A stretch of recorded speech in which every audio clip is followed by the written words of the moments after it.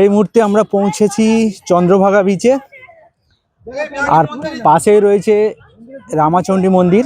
আগে আমরা বিচ দেখে নেব, তারপরে আমরা রামাচণ্ডী মন্দির দর্শন করব। তো চলো।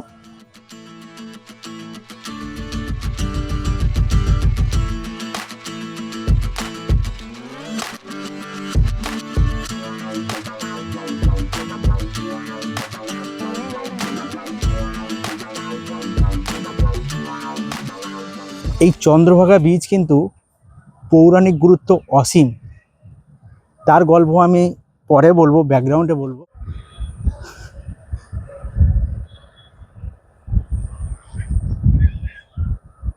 এই হচ্ছে চন্দ্রভাগা নদী, আর দূরে সমুদ্র। এই চন্দ্রভাগা নদী, আগে এই চন্দ্রভাগা নদীটি একটি আলাদা ছিল, কিন্তু এখন সমুদ্রের মধ্যে তার নিজের যে অস্তিত্ব সেটা হারিয়ে ফেলেছে। আর এই সেই চন্দ্রভাগা নদী, যার সঙ্গে চন্দ্রদেবের ইতিহাস জড়িয়ে রয়েছে, ভগবান শ্রীকৃষ্ণের পুত্র শাম্বদেবের ইতিহাস জড়িয়ে রয়েছে, আরও জড়িয়ে রয়েছে অনেক পৌরাণিক ঘটনা। সবটাই আপনাদেরকে ব্যাকগ্রাউন্ডে বলবো। ওপারে বঙ্গোপসাগর, আর মাঝখানে বালির চর, আর এপারে চন্দ্রভাগা নদী। সূর্যটা দেখুন এই মুহূর্তে। এই চন্দ্রভাগা নদীর প্রাচীন নাম ছিল প্রাচী। তখন এই প্রাচী নদীর দুই তীরে ছিল গভীর অরণ্য, আর নাম ছিল মৈত্রেয়ী বন।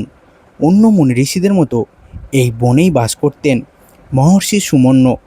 এই সুমন্য ঋষির এক কন্যা সন্তান ছিল, তার নাম ছিল চন্দ্রা।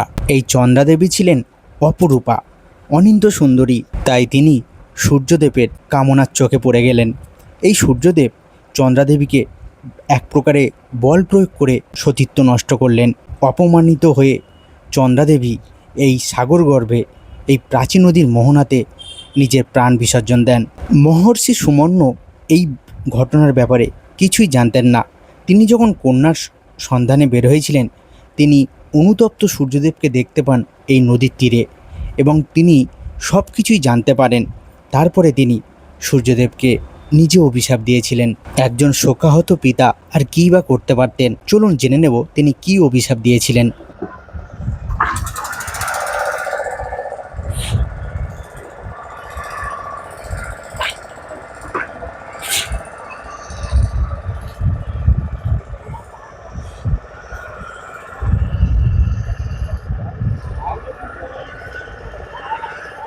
সে ঘটনা জানার আগে এই চার্টবোর্ডটি একটু লক্ষ্য করুন। এখানে যারা বোট সাওয়ারি করতে চান তাদের জন্য বিভিন্ন ধরনের বোট সাওয়ারির প্রাইস দেওয়া রয়েছে।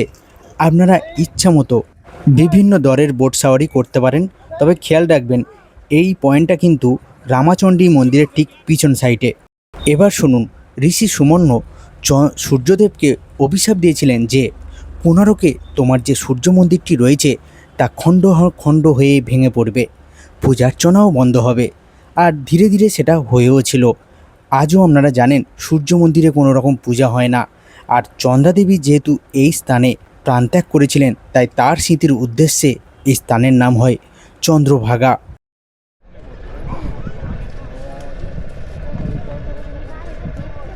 ভাল লাগছে না? এদিকটা এসে দেখ, এখানে জলের মাঝে নৌকা দাঁড়ালো। কই ওটা মাছ ধরবে বলে।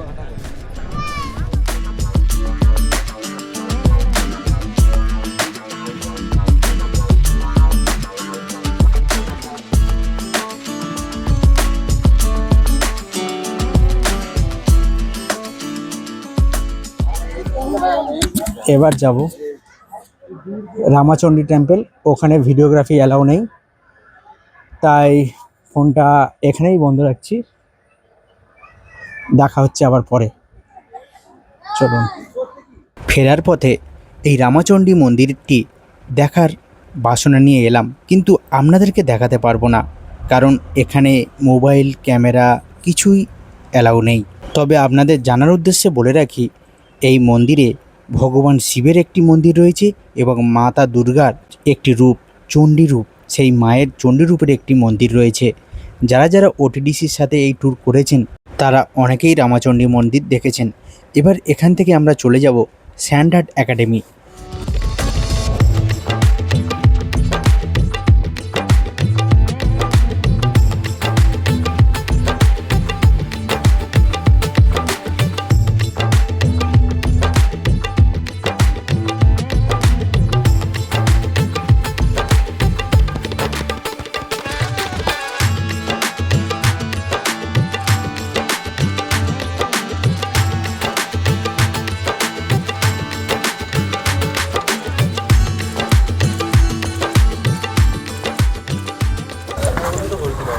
চলে এসেছি আমি স্যান্ডার্ডে এই মুহূর্তেই রাখি এপার দিয়ে এসো দেখি। আমাদের আজকের দিনের লাস্ট ডেস্টিনেশন। আবার গড়া এগুলো আটা দিয়ে স্পেশালি বানানো হয়েছে বুঝলে। চলো ওই ধার থেকে শুরু করো। সমুদ্রের বিচে আমরা প্রায় সন্ধ্যাতে স্যান্ডার্ড দেখতে পাই। আর এখানে কিছু স্পেশালভাবে বানানো হয়েছে, এক জায়গাতে অনেকগুলো স্যান্ডার্ড। দেখতে থাকুন। হ্যাঁ,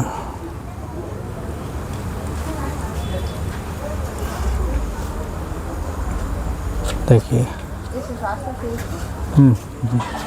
এটাই লাস্ট। এখানে কোনো টাইম দিয়েছে দেখ, শুনেছো? টাইম দেয়নি। যীশু খ্রিস্টের ছবি রয়েছে, কোণারক সান টেম্পল, সবই এগুলো কিন্তু বালির বানানো। হ্যাঁ, মাঝখানে রিও, বিখ্যাত সিনেমা কার্টুন,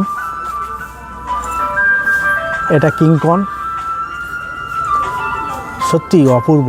এইখানে দেখুন স্পাইডারম্যান, টোটাল অ্যাভেঞ্জার সিরিজের নায়করা রয়েছে। হাল্ক রয়েছে, ক্যাপ্টেন আমেরিকা রয়েছে, স্পাইডারম্যান রয়েছে, আরও অনেক রয়েছে। সত্যি হাতের কাজ কিন্তু অপূর্ব। রাখি কি বলছো বলো, কেমন লাগছে? খুবই অসাধারণ লাগছে। এটা আমাদের একটা এক্সট্রা পাওনা, এই বাস ট্যুরের সাথে আসা। এসছি, কখনো দেখতে পাইনি, এই প্রথম দেখা। সত্যিই অসাধারণ। রাজস্থানের শিল্পশৈলী ফোটানো হয়েছে এখানে। আমাদের আদিম মানুষ, আমাদের ইতিহাস, তার পরিচয় পাওয়া যাচ্ছে। বিঘ্নহর্তা গণেশজি, সঙ্গে মারাঠি রাজ শিবাজি। আচ্ছা, এটা আমাদের বেঙ্গলের জন্য favourite, specially West Bengal tourism. Dakshineswar কালীবাড়ি,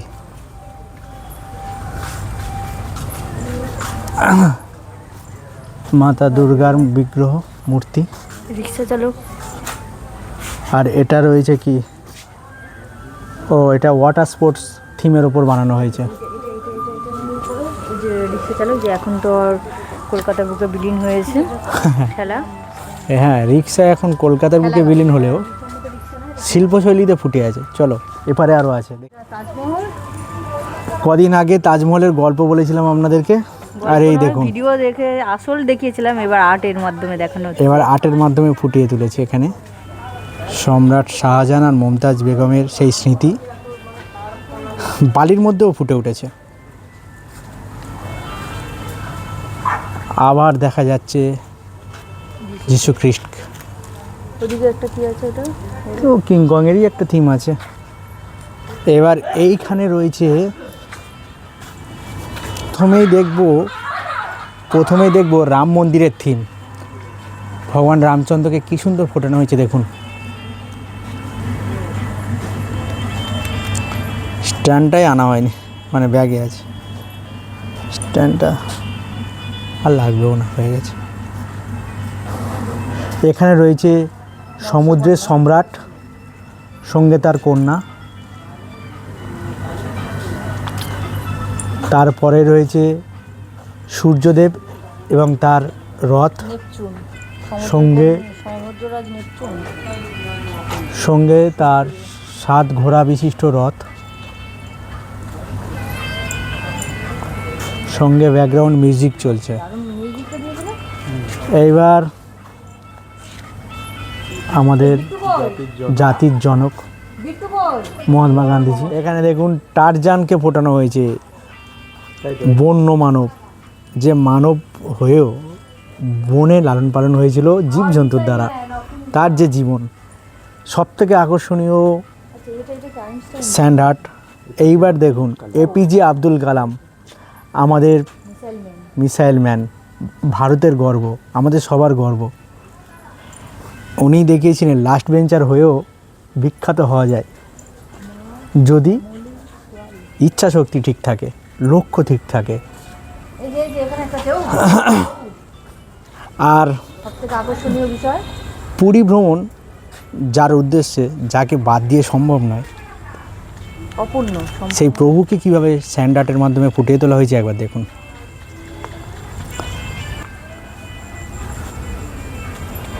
জয় জগন্নাথ, জয় জগন্নাথ। অপূর্ব কাজ। এটা কিন্তু কালারফুল, এইটাতেই কালার করা হয়েছে, খুবই সুন্দর লাগছে দেখতে। চলো এগিয়ে যাই, জগকে দেখছো? জগা চলো। এই যে ও, আরে ও জগা। এই ছিল স্যান্ড আর্ট, এই ছিল, এই পর্যন্তই ছিল স্যান্ড আর্ট দর্শন, মিউজিয়াম দর্শন শুরু। ও এলিজাবেথ আছে। এবার দেখুন মা শ্যামলেশ্বরীর ছবি ফুটিয়ে তোলা হয়েছে স্যান্ড আর্টের মাধ্যমে, আর রানী এলিজাবেথ। অপূর্ব। এইভাবেই শেষ হলো আজকের ভ্রমণ পর্ব।